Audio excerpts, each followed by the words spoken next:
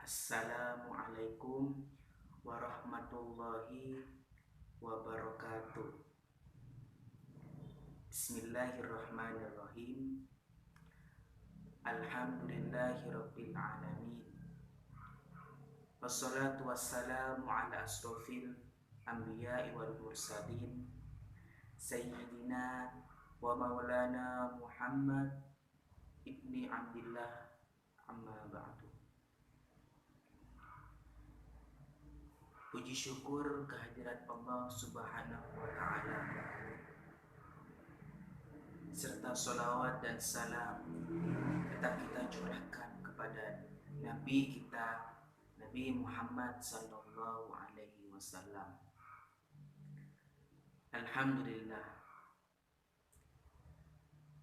kita bisa dipertemukan kembali pada bulan puasa, pada bulan Ramadan yang insya Allah penuh dengan pengampunan, lipatan pahala, dan semua keutamaan bulan puasa lainnya. Nuansa yang sudah semakin dekat ialah Hari Raya Idul Fitri, di mana momen yang dinanti-nanti oleh semua umat Islam. Berbakti kepada orang tua merupakan salah satu amal yang soleh, yang amat mulia, bahkan sudah disebutkan berkali-kali dalam Al-Quranul Karim. Pada kesempatan kali ini, saya hanya ingin sekedar memberi keterangan tentang berbakti kepada orang tua. An Abi Hurairah radhiyallahu anhu qala ja'a rajulun ila Rasulillah sallallahu alaihi wasallam faqala ya Rasulullah man ahaqqun nasi bi husni sahabati qala ummuka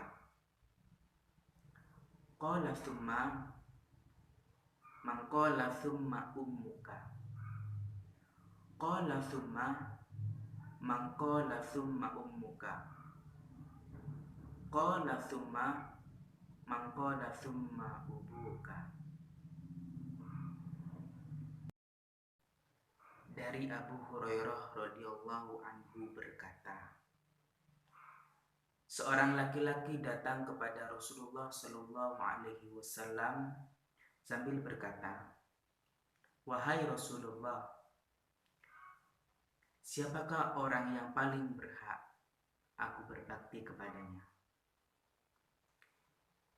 Beliau menjawab, ibumu. Dia bertanya lagi, kemudian siapa?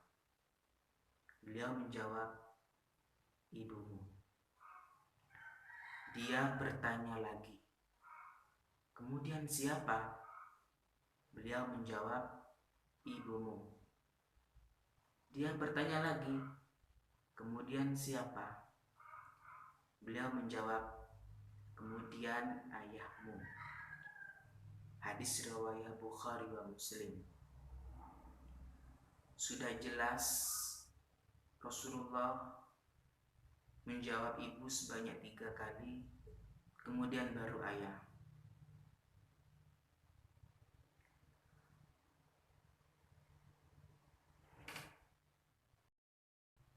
Dalam menempuh hidup di dunia ini, semua orang tentunya ingin berhasil, baik di dunia maupun di akhirat. Dengan itu, salah satu caranya adalah dengan berbakti kepada kedua orang tua. Jika kita berbakti kepada kedua orang tua, maka hidup kita akan sukses, akan tentram. Begitu juga jika sebaliknya,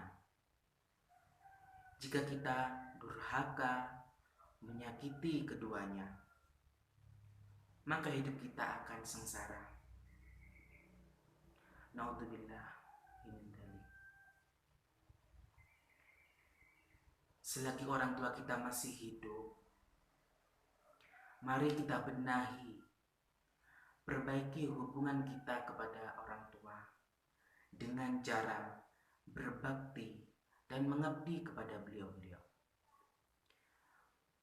Berbakti dengan sungguh-sungguh, berbakti dengan atas dasar rindu kita kepada Allah, rindu kita kepada ridho Allah Subhanahu wa ta'ala, lillahi ta'ala. Bukan bakti dan pengabdian yang basa-basi, bukan bakti dan pengabdian yang dusta. Memang di mata orang tua, di mata manusia dipandang baik, akan tetapi di mata Allah, orang seperti itu, anak seperti itu akan dipandang rendah oleh Allah, akan dipandang rendah. Berbakti yang sesungguhnya kepada orang tua, tersambungnya hati kita kepada orang tua, kemudian kepada Allah Subhanahu wa ta'ala.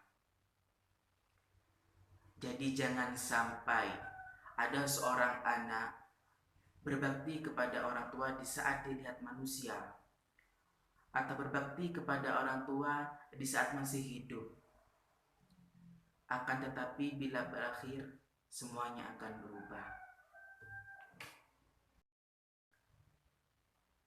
Wa'budullaha wa la tusyriku bihi syai'an wa bil walidaini ihsana. Dan sembahlah Allah, dan janganlah mempersekutukannya dengan sesuatu apapun, dan berbuat baiklah kepada kedua orang tua. Surah An-Nisa ayat 36. Banyak cara untuk kita berbakti kepada orang tua di dalam kehidupan sehari-hari, misalnya berbicara, berperilaku dengan sopan, santun, dan lembut, selalu taat dan mendengarkan semua ucapan dan perintahnya, dan juga selalu mendoakannya.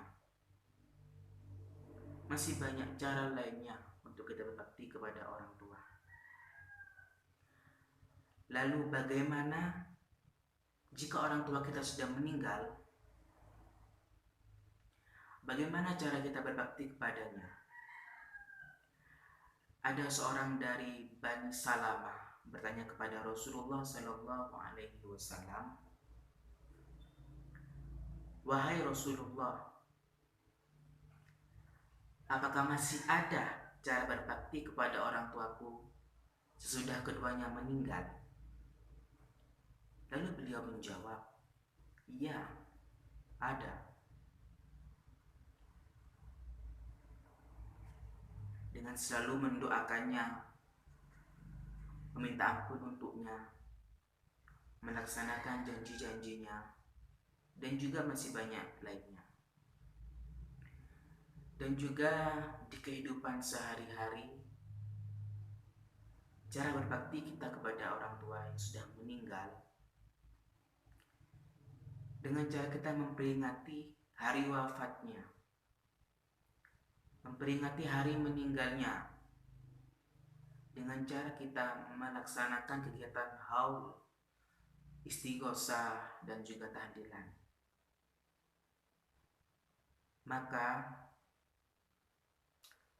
berbakti kita kepada orang tua tetap bersambung, tidak akan terputus sampai kapanpun.